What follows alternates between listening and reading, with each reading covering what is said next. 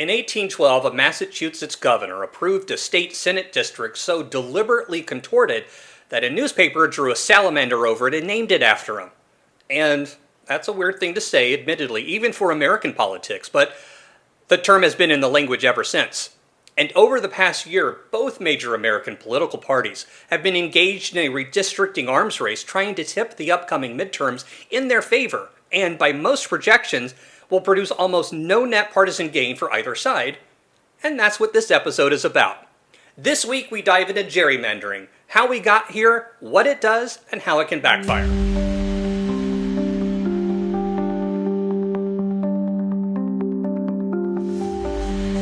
Welcome to Transatlantic Brief, where I break down the big issues facing politics in the US, Canada, and Europe in a way that you can hopefully understand them, and all in less than 15 minutes.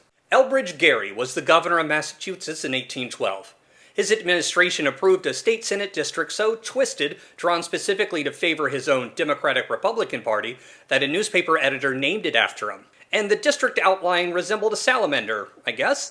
So someone combined Gerry's name with salamander, softened the G to a J, and we got gerrymander. And ever since then, it's been the bane of American political existence, but Gerry went on to become Vice President of the United States, because American politics actually has always had a high tolerance for this sort of thing. And if you want more history and political breakdowns, such as they are today, hit subscribe. Every week or so I discuss more topics affecting transatlantic politics, so hopefully everyone can understand the issue. But let's get back to gerrymandering. For most of American history, gerrymandering has been a normal, if contested, part of the redistricting process. You see, every 10 years, and almost always following the census, states redraw their congressional and state legislative districts to reflect population changes. It's also when the country reallocates House seats, because federal law locks the House at 435 members. So when the South and Sun Belt grow faster than the Midwest and Northeast, as they have for the past few decades, states like Texas and Florida gain seats, while states like Ohio and New York lose them. In most states, whichever party controls the state legislature draws these new maps. And both parties have done this aggressively whenever they've had the chance. Democrats do it. Here's a district from Illinois, and Republicans do it. Here's a district from North Carolina, where they go through new congressional maps about every 13 minutes. But the law around all this has evolved significantly during the past century or so.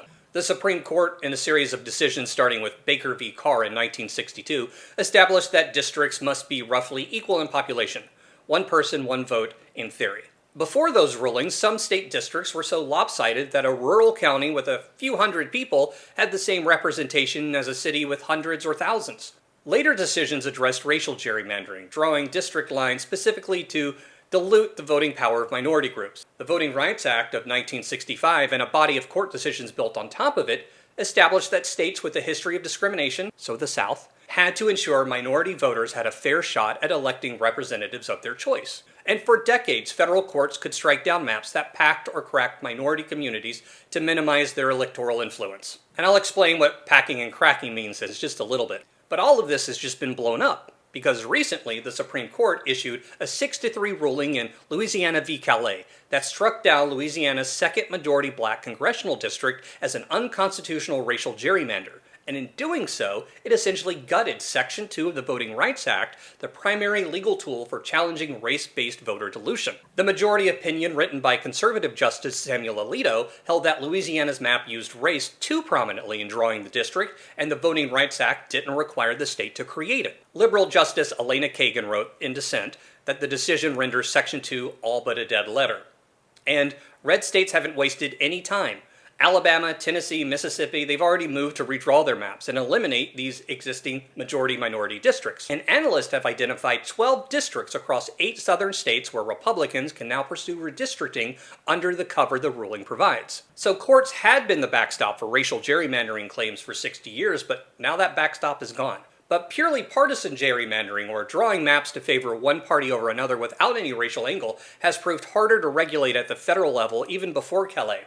In 2019, a case called Rucho versus Common Cause, the Supreme Court ruled that federal courts simply can't review partisan gerrymandering claims. That's a political question, the majority said, so kick it back to the states and let them handle it. So we saw some movement over the past decade and a half to depoliticize redistricting at least. California created an independent redistricting commission in 2010, removing mapmaking from the legislature and handing it to a 14-member citizen body specifically screened to exclude people with significant partisan ties. So in other words, no MAGA hats or Bernie shirts, at least at the meetings. Other states like Michigan, Colorado, and Arizona built similar bodies, and that movement towards independent review had serious momentum going into last year, but then 2025 happened and the arms race began. This current round started when President Trump pressured Texas to redraw its congressional maps in the middle of the decade before the next census in 2030. And redrawing maps between census years, what's called mid-decade redistricting, is extremely rare.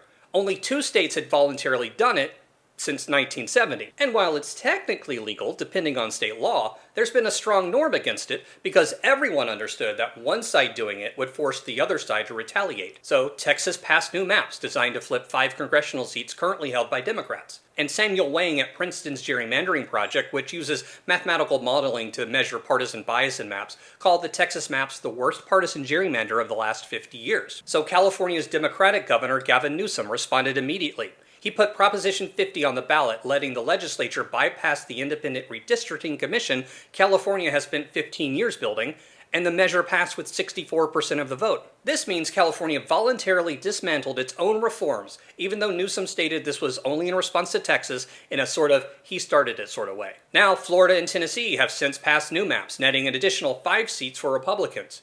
Virginia Democrats attempted new maps, creating as many as 4 additional Democratic-leaning districts, but Virginia's Supreme Court has recently struck them down.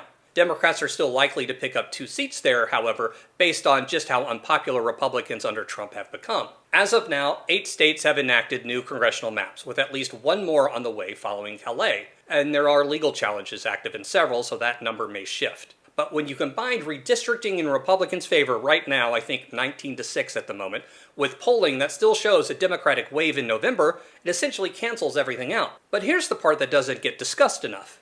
Gerrymandering can backfire, and when it does, it backfires badly. Because when you gerrymander, you have 2 main tools. The first is called packing. You cram as many of the other party's voters as possible into a single district, letting them win that one by some enormous margin, while their voters are politically useless anywhere else. The second's called cracking. You take a concentration of opposition voters, split them across multiple districts, and dilute them enough that they can't win any of them. And that's mainly what we're seeing today across all these red states and blue states. But the problem with cracking is what happens when the political environment shifts.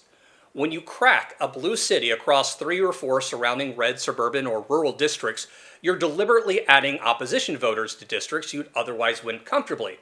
Under normal conditions, your party still wins, but if there's a wave or a national environment that's particularly bad for your party, those cracked districts suddenly become competitive, and you're defending them with a thinner margin than you would have if you just left the maps alone in the first place. Tennessee's 7th congressional district is the clearest recent example. Tennessee Republicans drew Nashville into 3 separate pieces and distributed each piece across otherwise safely Republican rural districts. The idea was to neutralize one of the most Democratic cities in the South. And Mark Green, the Republican incumbent, resigned from the 7th district last year, triggering a special election. The district had gone for Trump by 22 points in 2024, and Republicans had held the seat since 1983.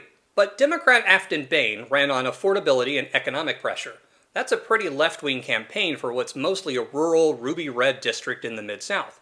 Republican Matt Van Epps had a Trump endorsement and a strong veteran background. And Van Epps won, but only by 8.6 percentage points, a 12-point swing towards Democrats compared to 2024. Because Bain won the Nashville portion of the district 78-22. She lost the surrounding counties, and the gerrymander held, but just barely, in a low turnout election, before gas prices in Iran and a bunch of other things that have put even more wind in the Democrat sails. If those margins hold in a genuine wave election this fall, several of the newly drawn Republican districts in Tennessee and elsewhere could become competitive in ways their architects never intended. This is the structural risk both parties are now carrying heading into the midterms. The arms race produced maps that are efficient in favorable environments and fragile in hostile ones. So if the outcome of all this doesn't change anything, what's the point? What's been accomplished? 3 things, and none of them are any good. First, the Independent Redistricting Commission model was the most promising reform of the past 2 decades. But California's Proposition 50 shows that voters will dismantle their own reforms when it's in their political interest to do so. That's a precarious foundation for any reform movement to build on. A durable solution, if one exists, probably requires federal legislation. Congress does have the authority to set standards here, and the Voting Rights Act was at least proof of that. And the Redistricting Reform Act is a current option on the table. But this current Congress, to say nothing of the sitting president who lit this fuse in the first place, tells us all how feasible that solution honestly is. Second is the taboo or norm against mid-decade redistricting has been blown up. Now, any state is going to shove through new maps with the excuse of countering the last state. And the third, and probably the most important, more gerrymandering means fewer competitive seats, meaning more representatives will only have to worry about competitive primaries, meaning they'll have to go farther to the extremes to appeal to the party's base, who are looking for candidates who have drank just as much Kool-Aid as they have. So the history of American redistricting is a history of both parties using every available tool to entrench their advantages whenever they hold the power to do so, interrupted by periodic reform movements that achieve partial success before it gets blown up down the road. This brinksmanship we're currently in, where a red state responds to a blue state responding to a red state, so on forever, is just the latest iteration of that cycle. Understanding that makes it more predictable, but it doesn't do anything to make it less consequential. Tennessee's 7th District gives us a preview of what that test might look like in practice. But in the end, we all lose. No matter the party, gerrymandering is bad because it runs counter to the foundations of representative democracy, where the voters choose their representatives and not representatives choosing their voters. So that's the history of gerrymandering and where things stand, at least today, going into the midterms. If this was useful, consider a like or subscribe, and that's genuinely what helps the channel grow. I'll see you soon with another explainer on what's happening in transatlantic politics.